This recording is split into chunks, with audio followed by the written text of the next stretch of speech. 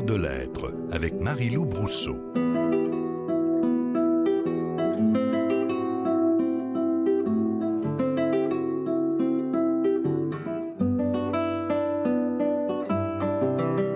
Mesdames et messieurs, bienvenue au Cœur de l'être. Marie-Lou Brousseau avec vous et Pierre de Gagné à la mise en onde.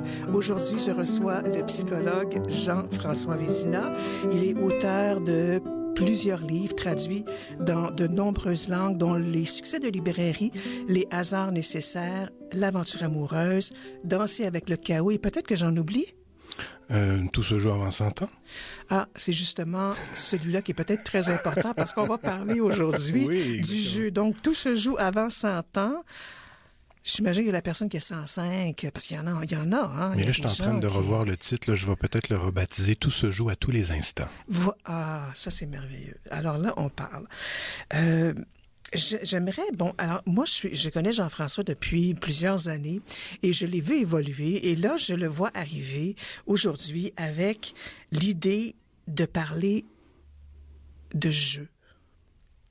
Mais j'ai envie de savoir de Jean-François Vézina, qu'est-ce que le jeu pour lui? Qu'est-ce que ça signifie? Parce qu'il y a des milliers de livres là-dessus. Il y a Winnicott qui a écrit sur le jeu aussi. Jean-François Vézina, pour vous, c'est quoi? Pour toi, c'est quoi le jeu? Écoute Marie, on peut se tutoyer? Oui, Marie-Lou. Marie-Lou. Écoute Marie-Lou. Oui. Le jeu, pour moi, c'est plusieurs niveaux. Hein. D'abord, un jeu, c'est un espace. Quand quelque chose est trop serré, on donne du jeu, on donne un espace. Donc, c'est d'abord cette première idée. Est-ce qu'on se donne de l'espace dans ce qu'on vit? Alors ça, c'est le premier niveau. Le jeu, c'est aussi un style. Quand on dit le jeu d'un violoncelliste, par exemple, c'est son style. Donc, ça, c'est un autre niveau du jeu. Mais le jeu, c'est aussi une prédisposition à tout voir comme un défi à relever. Comme particulièrement actuellement. C'est-à-dire actuellement, c'est très sérieux, c'est très grave ce qui arrive. Hein. Il y a quelque chose de très grave qui nous tombe dessus. Puis d'ailleurs, c'est un événement avec la COVID. Moi, j'appelle ça l'écovid. C'est l'écovid qui réveille le pire et le meilleur de l'humanité. Il y a quelque chose de très grave dans ce qui arrive. Donc, il y a une gravité. Mais le sens du jeu, c'est d'arriver à jouer avec cette gravité. C'est-à-dire que de pas se laisser emporter par la gravité mondiale, puis voir comment pour moi c'est grave, à quel niveau pour moi c'est grave et comment je peux jouer moi avec cette gravité. Et le jeu, c'est aussi une invitation. Et puis à l'époque où j'avais écrit Tout se joue avant 100 ans, il y a un livre qui n'avait pas encore été publié d'un auteur que j'aime beaucoup, qui s'appelle Simon Sinek, qui a repris l'idée des jeux finis et infinis. C'est une idée qui a été inspirée d'abord par John Cars dans les années 80. C'est-à-dire, est-ce que je joue dans un jeu fini ou un jeu infini? Un jeu fini, c'est je veux être le meilleur, je veux gagner, je veux... c'est quelque chose qui se termine quelque part. Alors que la vie est beaucoup plus un jeu infini. On est toujours en train de faire quelque chose, on est toujours en train d'apprendre quelque chose. Et un des principes du jeu infini, c'est dans la vie, soit je gagne ou j'apprends. Et de toujours avoir cette perspective du jeu infini. Il y a une finition, finalement. Il y a une finition dans le processus. C'est-à-dire que le but du jeu, c'est de jouer. Et quand je suis dans une énergie de jeu, tout ce que je rencontre est une occasion d'apprendre ou de gagner, de certaine façon. Je gagne ou j'apprends. Donc, on enlève complètement l'idée de perdre. L'idée de perdre perd son sens. Parce qu'on est une société, puis ça, s'il y a un avant et un après avec les COVID en ce moment, là, je pense que ça, on peut le voir à ce niveau-là, c'est que là, on n'a pas le choix de jouer dans un jeu qui est assez infini. On ne sait pas quand est-ce qu'on va gagner contre la COVID. C'est quelque chose qui est pas mal plus grand que nous autres. Fait que est-ce qu'on doit, excuse-moi, j'ai envie de t'interrompre, ce que je fais rarement, mais je me demande, est-ce qu'on doit gagner contre la COVID? Non, c'est ça le piège. Ou si on doit justement juste comme aller avec elle et essayer de comprendre. Exact. C'est ça le piège. C'est ça le piège du jeu fini. Le jeu fini, c'est je voudrais gagner contre quelque chose. Le jeu infini, c'est on est en train d'apprendre quelque chose sur nous, chacun de nous, hein, dans l'épisode qu'on est en train de traverser. Moi, je dis souvent la question du sens, parce qu'on cherche le sens. Hein, il n'y a pas de sens en soi. Puis d'ailleurs, c'est souvent un embêtement, c'est-à-dire quel est le sens de la COVID? Le sens, il n'est pas à l'extérieur. Et comment, moi, je vais créer du sens avec ça? Le sens, c'est un besoin qui est universel, mais qu'on doit répondre personnellement. Fait que donc, le sens, c'est un élément important du jeu. C'est-à-dire, quel est le but? C'est-à-dire, on se ramène à notre notion de but. Quel est le but? Quel est le sens que je vais donner à ce que je fais? Est-ce qu'on doit fabriquer du sens ou le laisser émerger? C'est un mélange des deux. Et tu me connais pour m'être intéressé beaucoup à la synchronicité, hein, la rencontre synchronistique qui crée un avant et un après. Ce qui est beau dans la synchronicité, c'est ce jeu, justement, entre, il y a un sens qui m'est proposé par la vie. La vie, elle joue tout le temps. La vie, elle joue avec ses possibilités. Puis il y a moi qui va jouer ou pas avec ce qui m'arrive. Donc, la question du sens, c'est une co-création. On pourrait dire que c'est une co-création avec la vie. Il y a quelque chose qui m'est proposé, puis moi aussi, je peux prendre un relève, t'écris des livres, tu le sais, c'est quoi à un moment donné, tu veux écrire ton livre à toi, tu dis, OK, puis à un moment donné, t'es saisi par une idée qui vient de quelque part. C'est pas toi qui l'a... Non, l'idée te saisit ou l'idée te prend. Un peu comme parfois, un sens nous prend, et c'est à nous de voir si on va danser, si on va bouger dans le sens qui nous est proposé. Alors, on peut le refuser aussi, le sens. Oui, et puis on peut être dans un état de fermeture. Puis là, on revient à la notion de jeu, c'est-à-dire dans le jeu, je peux dire je ne joue qu'avec ce qui fait mon affaire. Hein? On est souvent dans une espèce de mécanique consumériste, c'est-à-dire ça je le prends, on magasine nos événements, cet événement-là je le prends, cet événement-là je le prends pas. Est-ce que c'est du jeu, ça, à ce moment-là? On est joué, on est beaucoup plus joué par une mécanique où, justement, on était habitué à l'extérieur à attendre que quelque chose vienne de l'extérieur et que ça vienne pas de nous. Donc, le jeu est très proche de la créativité aussi. Pour moi, pour répondre à la question initiale de qu'est-ce que le jeu, c'est une capacité de co-créer avec ce qui me tombe dessus. Tu me disais, Jean-François, qu'il y a 4 grands principes du jeu. Ouais. Les 4 grands... Puis là, je pense qu'on peut en parler parce qu'actuellement, on est bombardé par le principe. On va les donner tout de suite. Là. Ouais. Des buts, des règles, des défis et des récompenses. Est-ce que c'est pas enfermant, ça? C'est tout à fait enfermant et c'est ce que ça prend. Il faut l'enfermer à un moment donné pour pouvoir faire éclater quelque chose. Hein? On crée un espace. On crée un espace de jeu justement à partir de 4 principes. Moi, je fonctionne beaucoup avec le 4. Je suis très près de Jung. Hein? Jung fonctionne beaucoup avec les 4 principes. Fait que c'est 4 principes qui peuvent nous aider à circonscrire un espace dans lequel on peut jouer. Comme par exemple, soyons concret, en ce moment. En ce moment, on est bombardé par des règles. Hein, le gouvernement nous dit, vous devez faire ci, vous devez faire ça, puis on doit le faire. Ça. Mais c'est pas le gouvernement qui nous dit quel est le but. C'est-à-dire quel est notre but à nous. Il y a un but collectif qui, on va prendre soin de nous, hein, puis Mais donc, la question du but, ça revient à chacun de nous par rapport à ce qui nous arrive. La question des défis. Moi, comment je vois ça, la COVID? La COVID, je peux voir ça comme une occasion, justement, de dire le gouvernement fait ci, de me révolter contre le gouvernement ou de voir seulement ça comme un défi extérieur à moi. Et souvent, moi, je suis un peu critique par rapport aux gens qui sont un peu complotistes, au sens où souvent, le gouvernement, c'est juste une projection de papa-maman, c'est-à-dire c'est une projection d'une figure parentale. Et c'est plus facile de voir lui comme défi, comme obstacle, et non pas voir qu'on est invité chacun de nous dans cet événement en ce moment à voir le défi qu'on va prendre. Comment on va relever le défi? Et les récompenses, c'est comment on se donne nos récompenses. Donc, plus on est libre de fixer nos buts, nos règles, plus on est libre de faire face à la réalité des obstacles qu'on transforme en défis, et plus on est libre des récompenses qu'on se donne, parce que la récompense la plus populaire, on s'entend que c'est l'argent. Généralement, c'est pas mal la plus populaire, mais on oublie l'art. L'amour. Ouais. La relation, hein, tu as des racines autochtones. Moi, j'ai réussi à trouver aussi, j'ai un filon autochtone aussi, je suis métisse aussi. Pour les métis, pour les autochtones, la relation. La relation, c'est une récompense au sens où, quand on crée des relations dans la vie, ça a extrêmement de valeur, ça a extrêmement de sens. Tu disais quelque chose, puis ça a comme résonné à l'intérieur de moi quand tu disais que de revenir à l'intérieur de soi, de faire un changement intérieur, parce qu'il y a papa, maman qui sont là. Mais le fait de faire mon propre changement intérieur, ça change pas nécessairement la dynamique de papa-maman. Ça me fait juste changer c'est un peu comme si je me déplaçais pour voir autrement et agir autrement en fonction des règles qui sont offertes là sans me sentir brimée, c'est ça? Est-ce que tu te souviens de la scène du film La Société des poètes disparus? Oh, c'est un de mes films, oui. Je sais pas laquelle tu parles. Là. Quand il se lève sur son bureau. Oui, ça c'est une des... Ah oui. Ça, c'est vraiment une des scènes les plus touchantes, les plus prenantes. Exact. Et c'est le défi, effectivement. Exact. De se repositionner, de se donner du jeu, de se donner un autre point de vue. Mais peut-être raconter cette scène-là pour les auditeurs? Donc, c'est le professeur qui arrive dans une salle de c'est un collège très conventionnel, hein, avec des règles très, très strictes à respecter. Puis là, il arrive, puis la première chose qu'il lui dit par rapport à la poésie, le livre, la poésie, c'est un graphique, et tout ça. En tout cas, bref, il arrive et lui dit, regardez là, ce que vous allez faire, vous allez déchirer cette page-là. D'ailleurs, dans tout ce jour, en temps, j'invite les gens à déchirer aussi. Hein, pour les gens qui l'ont lu, en tout cas, j'invitais aussi, c'était inspiré de ça, c'est-à-dire de pouvoir jouer avec l'objet. Et donc, il les invite à déchirer une page, et ensuite, il les invite à prendre une position. Donc, se lever sur le bureau et voir comment on voit le monde quand on est sur le bureau. Et juste changer la perspective, comment on voit la réalité, c'est se donner du jeu. Et si tous les gens du Québec, ce qui est fort peu probable, changeaient à l'intérieur d'eux, faisaient ce travail, ce défi je de 28 jours? vais être honnête avec toi, Marie-Lou, je ne sais pas si c'est le changement qu'on doit souhaiter. C'est-à-dire, on est là puis on veut que le monde change ou se changer. Moi, je pense que le défi, c'est de plonger dans ce qu'on est pleinement. Surtout comme Québécois, là, de plonger dans ce qu'on est plutôt que vouloir toujours se changer. Je vais être honnête avec toi, je suis un peu allergique avec cette dynamique de changement où on doit toujours changer. Là, on peut changer notre point de vue par rapport à la situation. Mais le plus grand défi, c'est de plonger à l'intérieur de soi et d'assumer pleinement qui on est. Alors, plonger à l'intérieur de soi, ça veut dire quoi pour toi? Moi, j'ai utilisé la métaphore des phares.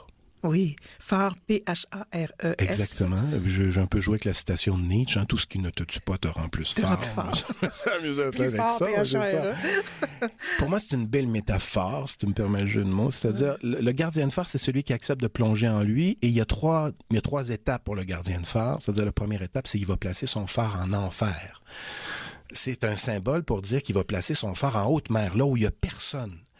Et c'est une invitation à chacun de nous, quand on plonge à l'intérieur de nous, de cultiver un point de vue qui est unique sur le monde. Accepter d'être seul, accepter d'être dans un océan en enfer, dire mon point de vue il est unique, mais j'accepte que momentanément je plonge à l'intérieur de moi. Et donc la première étape, c'est ce qu'on appelle le phare en enfer. La deuxième étape, c'est ce qu'on appelle le purgatoire. Pour les gardiens de phare, la deuxième étape, c'est un purgatoire, c'est un phare qui est sur une île. Et là, déjà, un phare sur une île, on interagit déjà avec les gens, on interagit plus avec les autres. Et là, notre lumière, hein, notre jeu de lumière, parce que le sens du jeu, c'est aussi de développer sa lumière sur le monde.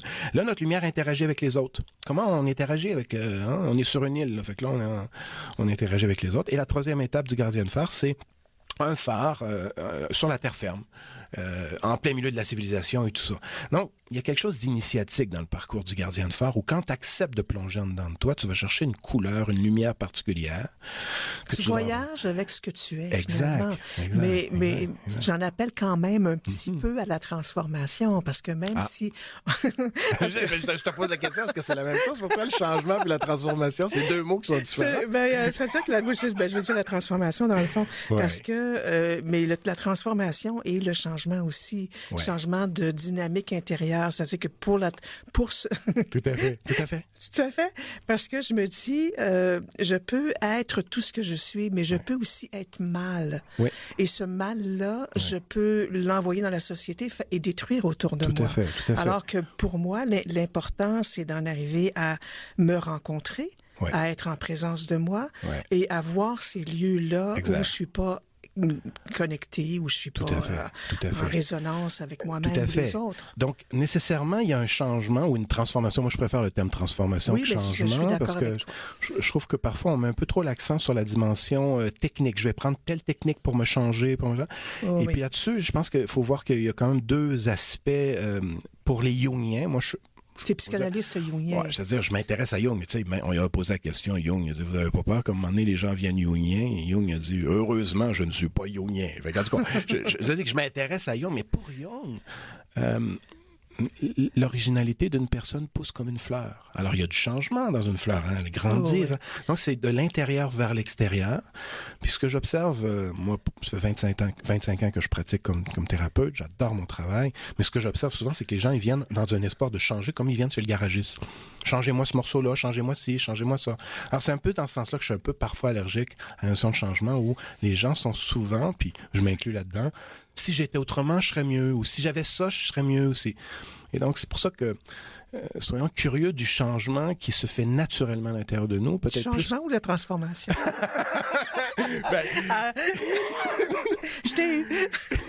Donc, peu importe le mot qu'on utilise, on peut changer le mot. On peut le transformer. Parlant de transformer. Mais tu vois l'idée. C'est-à-dire, il y en a un qui vient de l'intérieur, puis il y en a un qui vient imposer par l'extérieur. Oui. D'ailleurs, c'est la même chose avec un œuf. Un œuf, là. Non, mais ça me permet de jouer, là. Un œuf, quand on le casse de l'extérieur, ce qu'il y a dedans, ça meurt. Mais l'œuf, quand ça casse à l'intérieur, ça fait toutes sortes d'affaires. Hein? C'est une très, très belle image que je connaissais pas, que j'aime beaucoup. Écoute, j'ai envie qu'on parle des perles. Ben oui. Parce que je sais pas ce qui se passe avec toi, mais il y a un grand jeu dans ta tête, dans ton corps, dans ton esprit, dans ton âme, et c'est le jeu des perles. Et j'aimerais ça que tu m'introduises à ce jeu-là. Oui. Ce que je peux te dire là-dessus, c'est que ça fait depuis 20 ans que j'écris des livres et ça fait depuis 20 ans que je dépose des petites perles un peu partout dans le monde.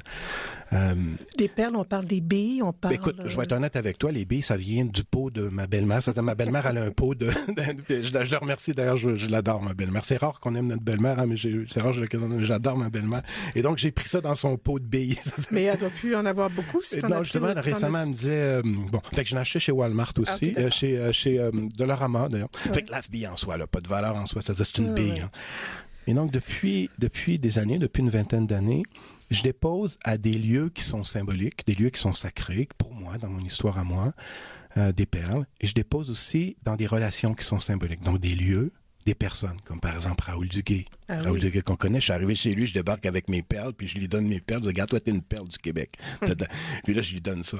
Donc, les gens qui sont significatifs, des gens, des lieux ou des événements. Et donc, depuis une vingtaine d'années, je dépose comme ça des perles un peu partout. La première, tu sais où je l'ai déposée, la première perle? Non. Au sommet de Mykérinos, le 1er janvier 2000. Ah oui? Passage des pyramides, j'ai déposé. Wow. Un petit objet symbolique. À cette époque-là, je ne l'appelais pas une perle, mais c'est un objet symbolique que j'ai déposé au sommet de la pyramide de Mykérinos parce que j'ai eu la chance, le 1er janvier 2000, d'être... il y avait un spectacle, Jean-Michel Jarre qui présentait son spectacle « Les 12 rêves du soleil ». Et donc, j'ai eu la chance, pendant la pause du spectacle, de monter la pyramide de Mykérinos et puis de déposer un petit objet symbolique au sommet de Mykérinos le 1er janvier. Tu sais, il est 2h30 du matin, là, 1er janvier 2000. Fait que c'est un peu le départ, le point de départ de mon jeu de perles. Et là, si vous allez sur le site sensdujeu.net, vous allez trouver les différentes étapes de mon parcours de perles. Mais j'invite chaque personne. Récemment, j'avais un ami qui me disait, j'étais à Lourdes, j'ai déposé une perle à Lourdes. Bon, c'est symbolique, là. Faut pas dire, faut pas partir dans des peurs, là. Mais ça m'a vraiment touché, ça m'a touché le cœur. Donc, un lieu, une personne ou un événement qui est symbolique. C'est ça une perle. Mais qu'est-ce que toi... Parce que c'est quand même toi qui es l'instigateur, l'initiateur de ce jeu de perles-là, entre guillemets. On va mettre des gros guillemets là-dessus. Tu vas interviewer Jean Désir prochainement? Oui. C'est un très bon ami avec moi. Il va te parler d'Hermanès. Ah! Je suis sûr qu'il va te parler d'Hermanès, c'est son idole. Moi aussi, j'aime beaucoup Hermanès. Bon, ben écoute, on en reparlera, puis on s'en reparlera. Voilà, on s'en reparlera. On s'en reparlera. Mais ce qui m'intrigue, c'est un grand mot, c'est Jean-François Vézina. Qu'est-ce que toi, ça t'apporte quand tu déposes une bille? Bon, il y a sûrement, je vois presque l'enfant en toi qui s'amuse à aller mettre des billes un peu partout. Oui. Mais j'ai l'impression, je me dis, il y a quelque chose qui doit l'amener en quelque part, qui doit le toucher profondément pour agir comme ça partout au Québec, dans le monde. Tiens, je t'en donne une. Oh, qu'elle est belle. Merci. Et le geste de donner... Tu me donnes celle-là? Oh, ben ça, c'était pas prévu, ça. Ça, c'était pas prévu. Génial. Tu vois ce qu'on vient de vivre? Là, on vient de vivre un événement. Un événement. On vient de créer un événement. On vient de se partager chacun une perle. Donc, qu'est-ce que ça m'apporte? Ça m'apporte le plaisir de donner gratuitement quelque chose. Moi, je trouve qu'on manque de gratuité dans notre vie. Et donc, de déposer ces perles. Écoute, je suis allé jusqu'à Natashquan. J'allais décorer la maison de Gilles Vigneault. Pourquoi tu vas... Les gens de pourquoi tu... Je le sais pas. J'avais envie d'honorer la perle du Québec qu'on appelle Gilles Vigneault. Donc, je suis allé déposer des perles là. Je suis allé chez notre cher Raoul Duguay. Qui sera avec nous la semaine prochaine. Voilà. C'est le plaisir de donner quelque chose de gratuit, faire quelque chose. Les gens sont là, mais pourquoi tu fais ça? Je le sais pas toujours, mais le plaisir du geste symbolique, le plaisir du geste poétique, le plaisir de donner quelque chose de gratuit, moi, ça m'enivre. Est-ce qu'il y aura un livre où tu vas nous... Ben oui, parce que mon petit côté écrivain vient vient de sortir, auteur. Est-ce que tu vas écrire? Parce qu'habituellement, tu écris sur ces... En ce moment, c'est un jeu. Donc, c'est un jeu de perles. Donc, j'invite les gens à cacher des perles un peu partout dans le Québec. Surtout des perles bleues. Là, on est au mois de rouge. On est un mois rouge en ce moment. Là. Moi, j'invite les gens à cacher rouge, des merci. perles bleues. Même ton micro est rouge. Oui, c'est ça. Toi, il est jaune. Ouais. Écoute, Il est tempéré, il y a le différentes couleurs. Donc, la perle bleue. La perle bleue est associée au temps. En tout cas, si vous allez sur mon site web, hein, vous allez voir. La perle rouge est plus associée à l'espace. La perle verte est associée à la vie, aux relations. Écoute, j'invite les gens à s'amuser avec ce jeu. Et donc, pour répondre à tes questions, c'est d'avoir un jeu. C'est d'abord un jeu, et peut-être, c'est-à-dire peut-être. Bien sûr, je suis en train d'écrire. J'ai été très blessé dans mes dernières tentatives d'écriture. Tu sais, tu m'avais reçu avec Le Petit Dictateur. J'ai été très... Puis, j'ai pas eu une bonne expérience autour du Petit Dictateur. D'ailleurs, c'est le mois du Petit Dictateur, parce que chaque mois, j'ai commencé au mois de mai. Au mois de mai, je déposais une perle qui était en l'honneur des hasards nécessaires. Au mois de juin, c'était en l'honneur de mon livre Se réaliser dans un monde image. Parce que tu honores... Oui, c'est-à-dire, pour moi, c'est des perles. C'est-à-dire, j'ai déposé des livres, j'ai pris 4 ans pour chaque livre. Fait que pour moi, c'est à la fois un lieu. Donc, pour les hasards nécessaires, c'était les pyramides. Et puis, ça correspondait avec les hasards nécessaires. Ensuite, c'est la Polynésie française. La Polynésie française, ça a correspondu avec Se réaliser dans un monde d'image. Ensuite, en Italie, avec l'aventure amoureuse, où j'ai rencontré Francesco Alberoni, notamment, qui est une perle. Francesco, c'est une autre perle. Il n'y a que des perles autour de toi. Mais c'est nous qui décidons. C'est nous qui décidons, c'est nous qui décidons. Et là, ce que tu viens de me donner, là, c'est moi qui décide que ça a de la valeur. Je sais pas, tu l'as pris, tu as peut-être pris chez Walmart toi aussi. Non. Non? Tu l'as pris où ta perle, toi? Ah, je te le dis pas. C'est un secret. Secret des pyramides. Je te dis qu'elle vient du pot de ma belle-mère. Elle a autant de valeur que si je l'avais prise quelque part en Grèce. Voilà. Ouais. Et donc, le geste de déposer une perle quelque part lui donne de la valeur. Le geste de le donner à quelqu'un lui donne de la valeur. C'est aussi avoir un pied de nez à cette espèce d'obsession que les choses ont de la valeur comme extérieure. Hein? Que la valeur vient seulement de la valeur d'usage que je peux en faire ou uniquement la valeur marchande. C'est une valeur poétique. Et ça, c'est extrêmement rare aujourd'hui. C'est bien dit, une valeur poétique. Puis écoute, c'est pas moi qui ai lancé ça. C'est Herman Hesse. Herman Hesse, allez faire un tour. Que j'ai eu le Loup des Steppes. Eh oui. C'est un grand auteur que j'ai connu très récemment, ça fait pas longtemps.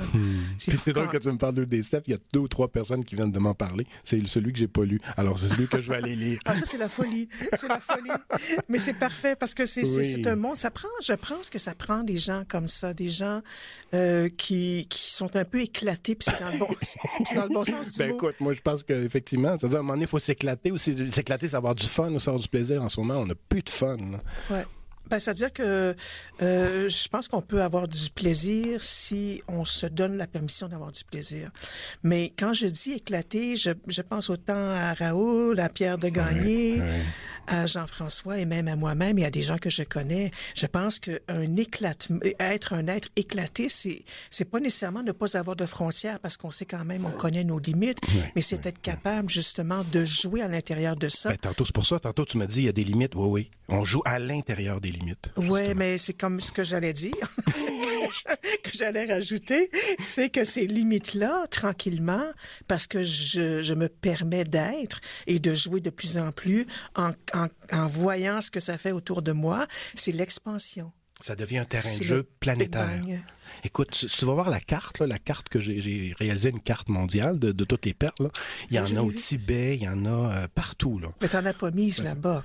J'en ai mis au Tibet, oui. T'en as mis au Tibet? Oui, j'en ai mis au Tibet. Quand je suis allé au Tibet, j'en ai mis, quand je suis allé en Italie, j'en ai mis partout. Attends, tu vois sur la carte où j'en ai mis. Quand je suis allé à New York, avant le temps des fêtes, là, je suis allé à New York.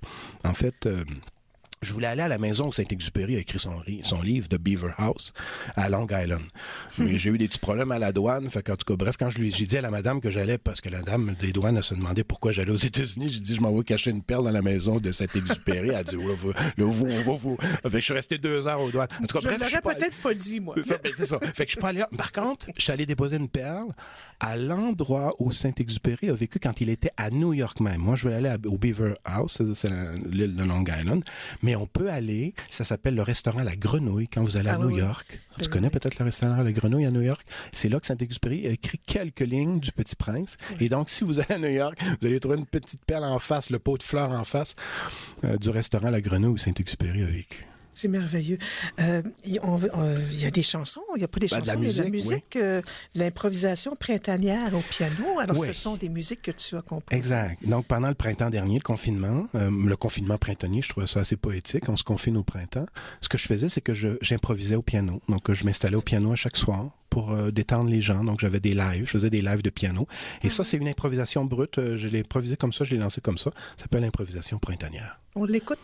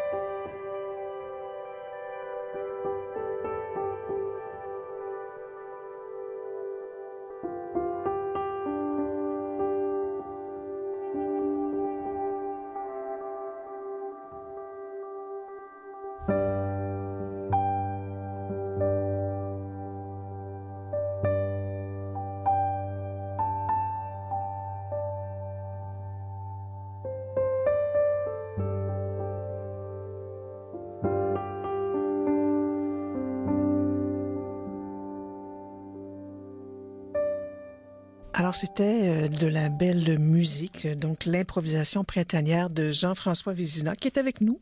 C'est un psychologue qui a écrit de nombreux livres, dont Les succès de librairie, Les hasards nécessaires, vous en avez sûrement entendu parler, L'aventure amoureuse, Danser avec le chaos et... Tout se joue à tous les instants. Merci. Menteur. Mais en fait, c'est Tout se joue avant 100 ans, mais il vient d'improviser. Et c'est bien parfait parce que j'aime beaucoup plus ce titre-là. C'est drôle parce que je t'écoutais parler tout à l'heure, puis je me disais, bon, le jeu des perles, aller porter des perles, ça et là, dans le monde, au Tibet, en Grèce, à Rimouski, à Matane, enfin, toutes les Natashquan. Et je me disais, moi, curieuse comme je suis, il me semble que j'aurais envie de savoir qui a trouvé ou comment ces gens-là ont réagi. Imagine-toi, tantôt, j'entends parler d'une certaine Marie-Lou qui en aurait trouvé une à Rimouski. Oui, en fait, à Matane, j'en ai trouvé une à Matane, une petite perle verte. Là, je me suis dit tantôt, ça doit être une perle Il y a de très, très bonnes chances, parce que j'en ai mis beaucoup à Matane. J'ai tout fait le nord du fleuve, c'est-à-dire tout le fleuve au nord, c'est-à-dire, puis le sud du fleuve. Donc, ouais, c'est très, très bonne chance que... Elle était verte? Elle était verte. Ouais, très bonne chance qu'elle t'a trouvé. Mais en même temps, je me dis, alors moi, je trouve une perle. Mais c'est de la poésie, trouver une perle sur le bord sur la grève. Et là, je me disais tout à l'heure en t'écoutant, moi, j'aurais été tellement curieuse de savoir Tu sais, j'aurais mis ma petite perle dans une bouteille, puis j'aurais mis un petit mot, puis écrivez-moi. Puis comment vous êtes-vous sortis? Mais en quelque part, je comprends très bien que c'est pas ça le jeu. Et c'est encore plus beau quand tu le sais pas. Là. Tantôt, tu m'as donné des frissons. Là, c'est encore mieux comme ça. Oui, mais il n'y a pas personne qui va te le dire s'ils savent pas que c'est toi. Habitué, ça. Non, mais je suis habitué de faire des choses tout seul. Mais en tout cas, bref, merci de le trouver. Mais c'est ça la beauté de la poésie. C'est ça la beauté de la poésie. C'est pas toujours avoir un objectif précis, de dire je vais faire ça pour avoir telle chose. Donc, tu fais ma journée. Merci, Marie-Lou. Ben, ça me fait vraiment plaisir. Puis, tu as même une perle que tu ne t'attendais pas d'avoir aujourd'hui. Tu as été en Italie ou tu vas aller en Italie? Donc, moi, je fais partie d'un groupe qui s'appelle le Paris Center, qui est un groupe basé en Toscane, un très, très beau village de Toscane, qui a été créé par mon ami David Peat. David Peat, malheureusement, qui est décédé il y a quelques années. En fait, David, il est décédé le même jour que Jung, le coquin. Il est décédé le 6 juin 2017. De la même année, quand même. Non, pas la même année. Mais il est décédé le 6 juin, le même jour que Jung. Puis il était très proche de Jung, David Peat. Écoute, David Peat, selon moi, là, c'était la sommité au niveau de la synchronicité. C'est un qui a écrit le livre La synchronicité, un pont entre l'esprit et la matière. Il nous manque tellement en ce moment, parce que là, c'est rendu une vraie farce, la synchronicité. Là, tout le monde fait des techniques, 10 trucs pour... En tout cas, bref, c'est rendu un peu une blague. Mais écoute, David Peat, là, c'était une sommité. Et donc, il a créé ce centre, et c'est un centre qui donc crée des événements autour de la physique quantique, la physique, la science et l'art. Donc, c'est un mélange des trois. Et donc, ils ont créé un événement sur les univers multiples en septembre. Donc, c'était en août-septembre 2020. À savoir si on existe dans différents mondes. Exact. Et dans différentes vies parallèles. Exact. Et si tu regardes la liste d'invités, là, c'est pas n'importe qui. Des physiciens comme Tim Modern. En tout cas, bref, ils ont invité des physiciens. Puis ils ont invité l'espèce de bizartiste qui est moi-même. Parce qu'en fait, ce qu'il faut savoir, c'est que mon livre Necessary Chances, les hasards nécessaires, qui a été traduit par Necessary Chances, c'est le Paris Center qui l'a édité. C'est eux qui ont édité la version anglaise. Fait que donc, on a une connexion particulière et donc, ils m'ont invité à cet événement-là. Et donc, cet événement-là n'a pas eu lieu officiellement, mais moi, je me suis amusé. En raison de la COVID. C'est ça. Mais moi, je me suis imaginé, je me suis mis à jouer avec l'idée que peut-être cet événement-là a eu lieu. Alors, j'ai créé un site web qui s'appelle le Hilbert Hotel, l'hôtel de Hilbert, où je m'amuse à faire comme si j'avais fait ma présentation en Italie l'année dernière. Donc, c'est un jeu, mais dans le fond, c'est un jeu qui me prépare pour l'année prochaine parce que l'événement va avoir lieu l'année prochaine en Italie, donc en août, septembre. Moi, j'aime bien m'amuser avec la date du 32 août. Le 32 août 2021. En tout cas, bref, à 26 heures. Pardon? À 26 heures. Oui, exactement. Et donc on l'a reprogrammé pour l'année prochaine. On ne sait pas si on va y aller. Puis moi, j'aimerais beaucoup y aller avec ma fille. Notamment, j'aimerais beaucoup ma fille Florence, que j'aimerais beaucoup emmener en Italie. Donc, on prépare ça pour l'année prochaine. Et donc, et c'est aussi un événement, en tout cas pour moi, qui est très symbolique l'année prochaine, c'est que ça va faire 20 ans que les hasards nécessaires ont été écrits. Et donc, pour moi, je vais aller fêter les hasards nécessaires en Italie. Et donc, je vais aller là. Puis, je vais aller aussi dans une librairie, là, qui s'appelle la librairie Autour du livre à Cannes. C'est une librairie tenue par une Florence, justement, qui est une perle.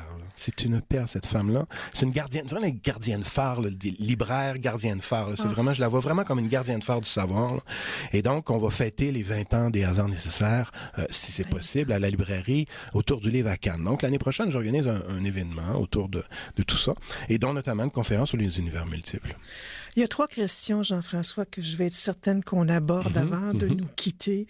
Il y a le virus de l'idée. Ouais. Ça, c'est une chose. Il y a le cercle Jung. Oui. Mais il y a aussi cette question qui vient de popper quand tu as parlé de synchronicité de l'esprit et de la matière, et j'ai envie que tu m'en parles de ça. De quoi on parle quand on parle de synchronicité de la matière et de l'esprit? Parce que ça me touche. Pour faire une petite histoire courte, justement, récemment, il y a un journaliste qui voulait faire une entrevue avec moi, puis finalement, j'ai annulé l'entrevue parce que j'allais porter des perles chez Natasha Kwan. Fait que j'ai pas fait l'entrevue avec lui. C'était le 24 juin, en passant, que je suis allé là. Puis en tout cas, bref, j'ai dit non, je pourrais pas faire une entrevue avec vous. Mais je lui ai donné une définition très, très simple de la synchronicité qui m'apparaît, selon moi, la définition la plus simple qu'on peut donner, c'est: imagine qu'à l'intérieur de toi, il y a une petite montre. Tu viens au monde avec une montre et tu as un temps qui est propre à toi. Tu es un organisme, tu es une création, tu es un organisme vivant qui a ton propre temps dans ton cœur. Ton cœur, il bat dans un beat qui est vraiment propre à toi. Eh bien, plus tu interagis avec les gens, plus tu interagis avec la matière, plus ton beat il se désynchronise avec ce que les autres, le temps des autres, hein, l'horloge, l'employeur, hein, c'est un employeur, de tout le temps à l'extérieur. Donc, ton temps à toi, il risque de se désynchroniser. Eh bien, imagine qu'une synchronicité, c'est une rencontre qui va te resynchroniser avec ton temps. C'est une rencontre qui va te reconnecter avec ton temps propre à toi, avec ton beat à toi, avec ta musique à toi. C'est juste au niveau de la rencontre? Ben, moi, je l'ai étudié au niveau de la rencontre. Moi, c'est à ce niveau-là que je l'ai étudié, les grandes rencontres synchronistiques. D'ailleurs, parce que l'esprit et la matière, c'est deux choses.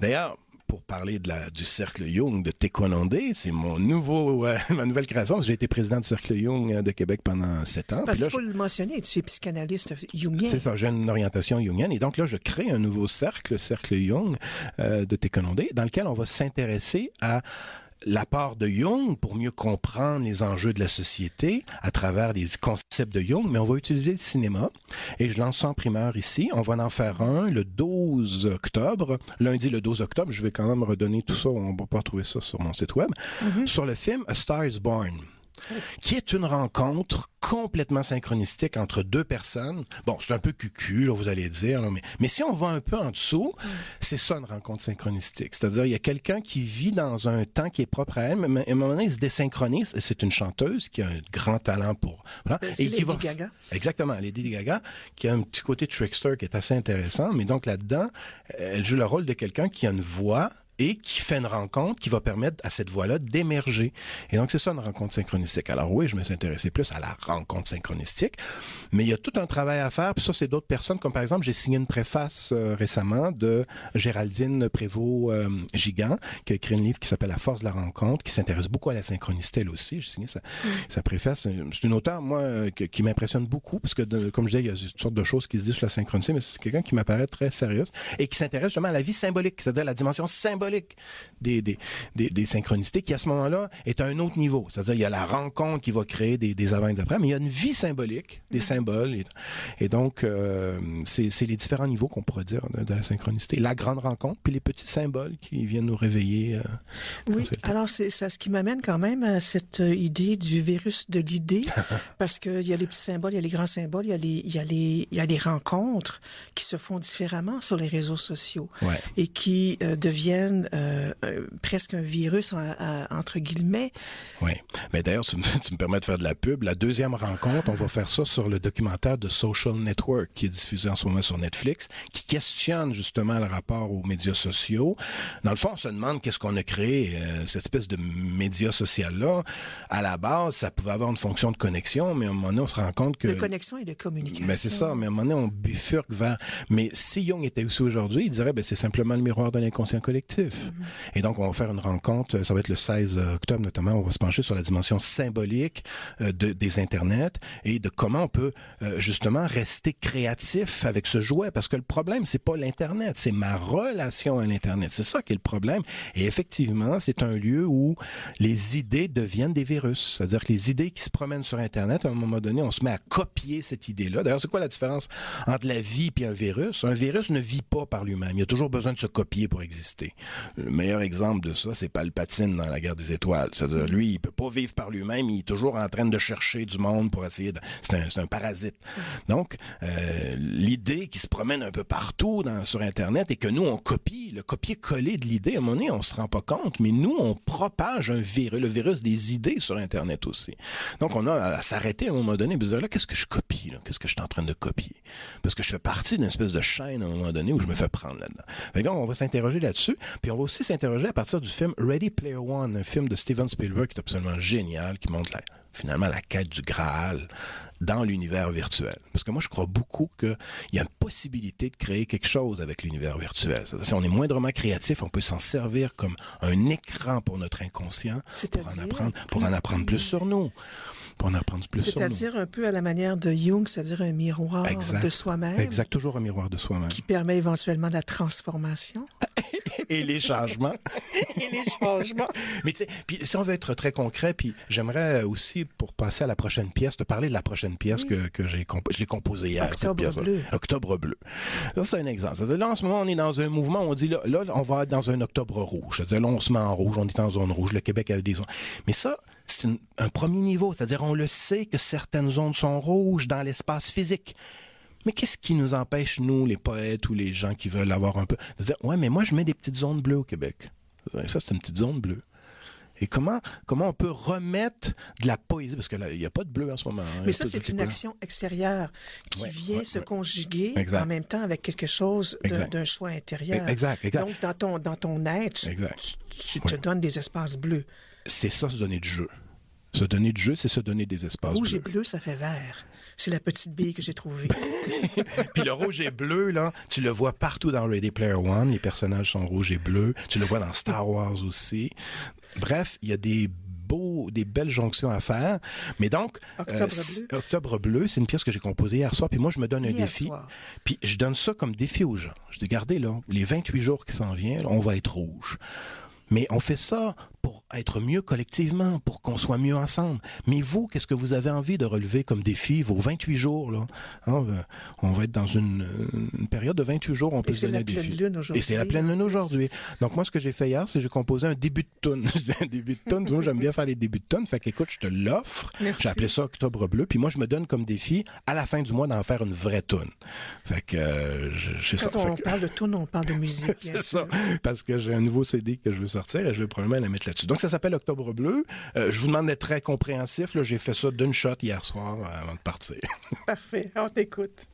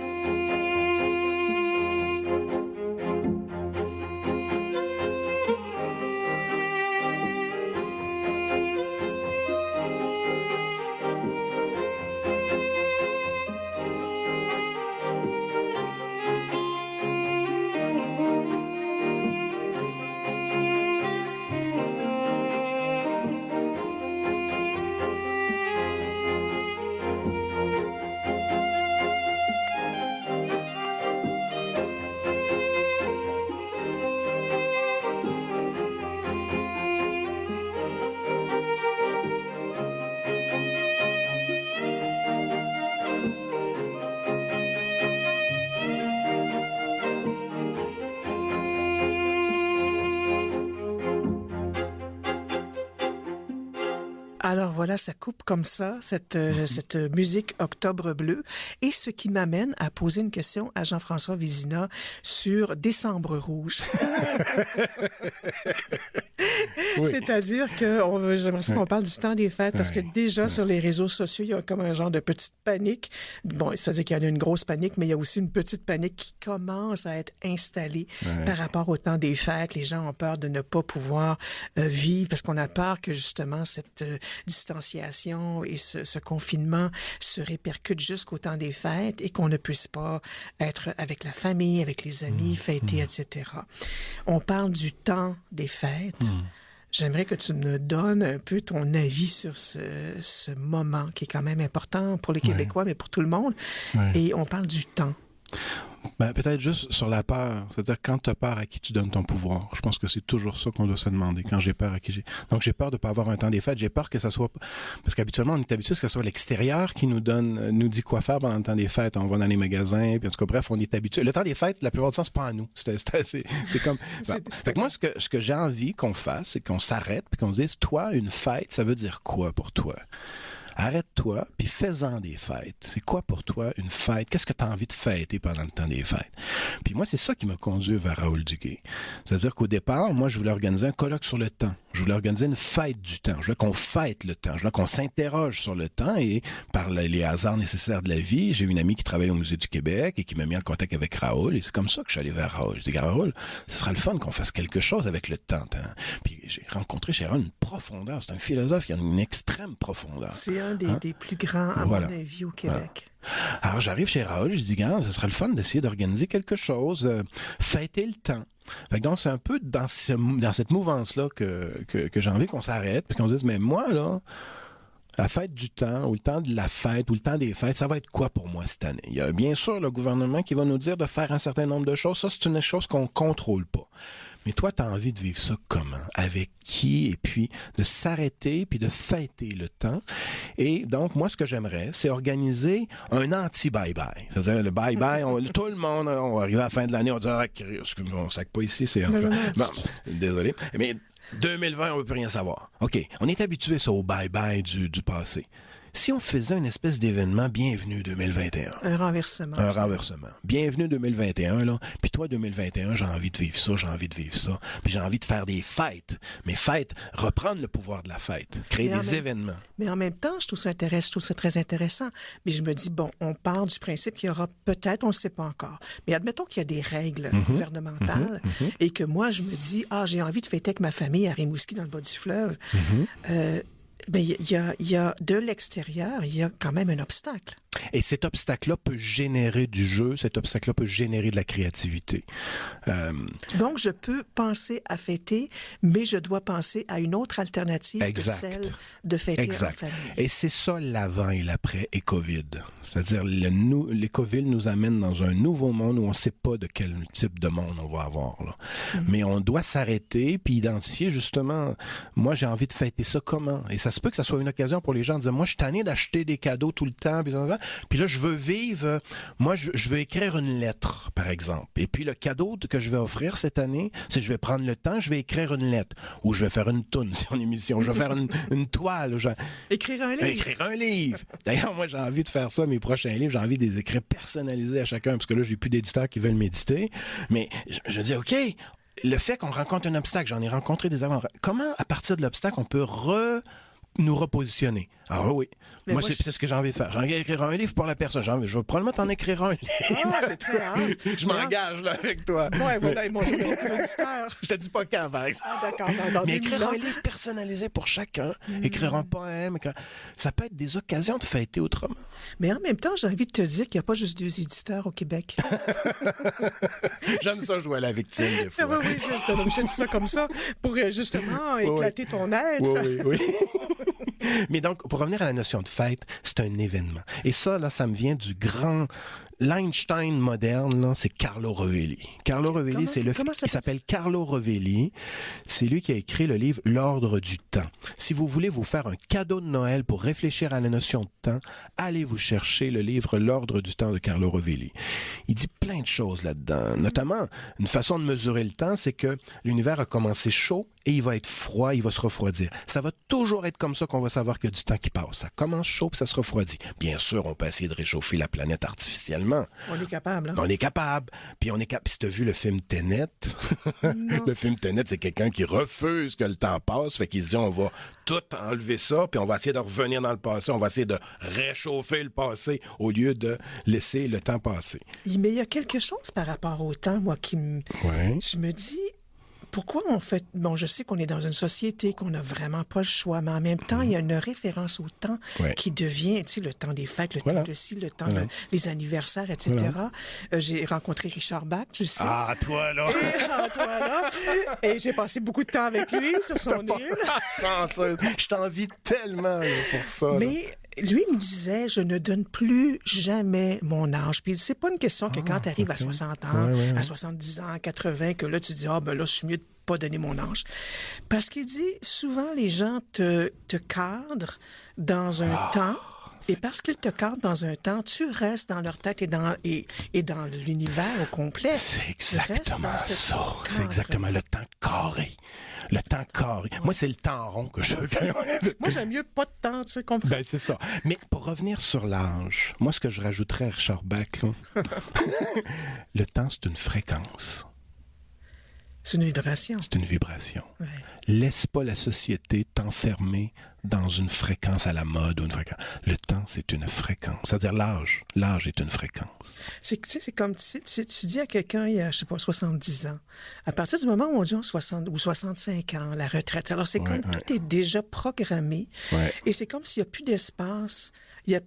On est dans une société qui nous a encadrés dans le temps. Sauf quand on aime ça jouer avec les perles, parce que moi, ce que j'ai fait, je suis allé déposer des perles. Sûrement, Gilles Vigneault, c'est un peu ça. C'est-à-dire que c'est une perle, c'est un trésor national. C'est-à-dire c'est des gens là qu'on doit célébrer, on doit les fêter, ces gens-là. J'ai fêté ma mère aussi comme ça. C'est-à-dire, ma mère a fait des masques, et puis j'ai fait des masques de perles aussi avec par le biais de ma mère. Mais ma mère, j'ai fait une vidéo pour souligner sa vie, pour souligner son histoire. La perle, c'est aussi ça, c'est-à-dire fais un collier de perles avec les gens que t'aimes. Souligne que c'est des gens-là, parce qu'une perle, c'est quoi? C'est un grain de sable qui arrive, une blessure qui arrive. Et lentement, on tourne autour. Et lentement, ça devient une perle. Ouais. C'est ça la transformation.